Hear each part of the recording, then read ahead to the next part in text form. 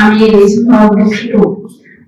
এই মাঝে মাঝে একটা ইনফরমেশন দিয়ে রাখতে দিনের শেষে আমি যে করে দেখতেছি আমার এটা আসলে কি রয়েছে। আর জরুরি বিষয় প্রচারের আগে যেখানে জেলা প্রশাসনের সংশ্লিষ্টতা রয়েছে যদি জানান আমরা সেক্ষেত্রে দেখতে পারবো। অনেকগুলো নতুন তথ্য পেয়েছি যে শিশু হাসপাতাল তৈরি হয়েছে কিন্তু চালু হয়নি। আমি আসলে জানি না কেন চালু হয়নি, তো যৌক্তিক এইটাও আমি দেখবো। আমার মিডিয়া সেলের কর্মকর্তা রয়েছে, আমি তাকে একটু পরিচয় করে দিই আপনাদের সাথে।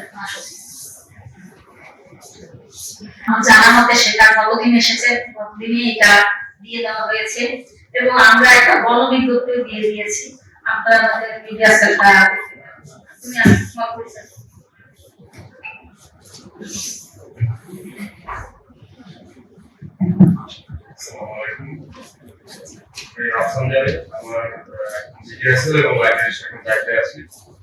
গতকালকে আমাদের গণবিজ্ঞপ্তি যেটি সেটি আমাদের যে ওয়েবসাইট বিজ্ঞপ্তি যেগুলো আছে সেগুলো আমরা আমাদের ওয়েবসাইটে আমরা সময় আপলোড করে দিব।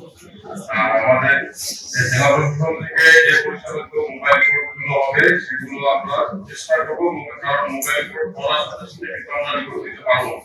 মোবাইল কোর্ট করে এসে আমাদেরকে যখন ওই রিপোর্টটা জমা দিবে, আমরা ওই রিপোর্ট দেখে দেন আমরা রিপোর্টটা কিন্তু ফেসবুক বা অন্য কোনো যে জায়গায় আমরা আপলোড করি সেখানে আমরা আপলোড করি। সংকট অবস্থায় পড়ছে। এখন আমরা যদি আপনার 1 লাখ টাকা জরিমানা করি, আমরা চাই না যে এইটার কারণে আবার খুলনার জনগণ প্রকাশ হবে। তাদেরকে একটা করে দেওয়া,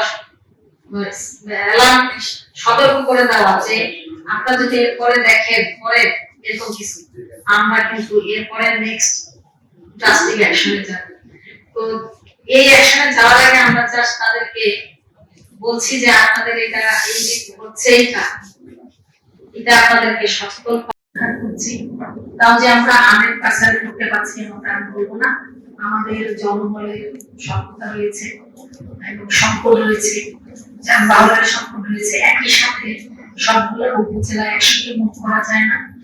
আর আমার সাথে গতদিন আপনারা জানেন, আপনারা বিপদ সমৃদ্ধ শহর পদ্মা যেমন রয়েছে তেমনি মেঘনা এবং যমুনা রয়েছে। আমি তাদের সাথে কথা বলেছি।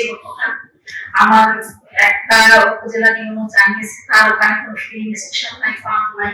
আমরা তাদের ওখানে কিভাবে কৃষক এই কৃষি পথে 15-20 দিনের তেল পাবে কৃষি কাজের জন্য, সেটার জন্য আমরা ব্যবস্থা করেছি। আশা করি ওই এলাকার কৃষক তেল পাবে, তেল যেটা প্রয়োজন তারা হয়তো সেই ফিউলটা পেয়ে যাবে। আর আমাদের একটা রামটি ছড়ানো হচ্ছে যে জেলা প্রশাসক বা বিওনো অথবা সবার স্বাক্ষর করে দিলে পরে আপনারা তেল দিবেন, এটি না। যারা আগে যেভাবে ডিলার এবং পিপি বা সামথিং বলে ফ্যাক্ট কন্টেনার বা এরকম, তারা যে আমরা তাদের কোনো বন্ধ করিনি যাতে তারাও সেটা পায়। আতঙ্ক ছড়ানোর কোনো কারণ নাই। এটা হলো সবচেয়ে বড় কথা। আজকে আমার প্রতিনিধি এসিজে উপস্থিত ছিল।